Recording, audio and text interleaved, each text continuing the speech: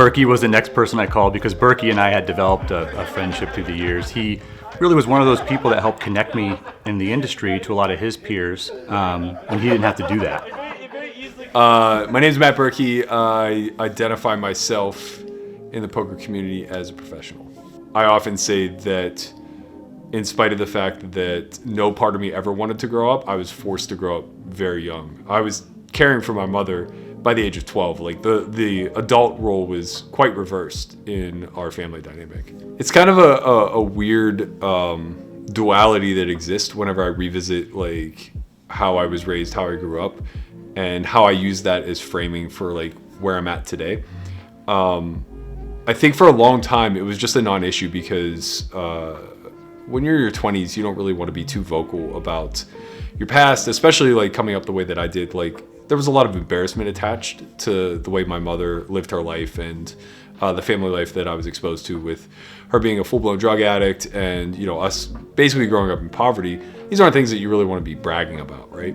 But when you're in your 30s and you've kind of like solidified your own level of success and security, it becomes a little bit more comfortable to be vulnerable, to talk about it, to hopefully help others who are going through the same sort of struggle.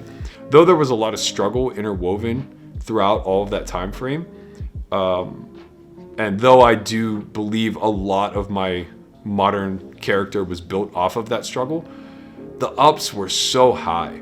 Like I had such a remarkable friend group. I had such an incredible support system around me with my grandparents, my friends' families. Like I was the adopted son in all of my friends' families. They were all hyper aware of what was going on. So though my immediate surroundings may have been a bit dire and seemed like they were a bit more impoverished than the average kid, I wasn't very far away from like being able to enjoy the spoils of living a normal life. I guess what always drew me to poker was the creativity, the lack of boundaries, the no limit aspect of it, where you could kind of do anything at any point, and that was always exciting to me. It's pretty easy to remain passionate and driven within the game when you don't really have the access to burn out. I might only get 30 opportunities to play games above 50, 100 all year long, which means I'm probably looking at a sample size of 300 to 600 hours of high stakes poker. That's not very many hours working, right? So I get the rest of the time to enjoy my life, to think very critically about the strategies that I want to employ within the game, but also what I want to be doing with my time away from the table as well.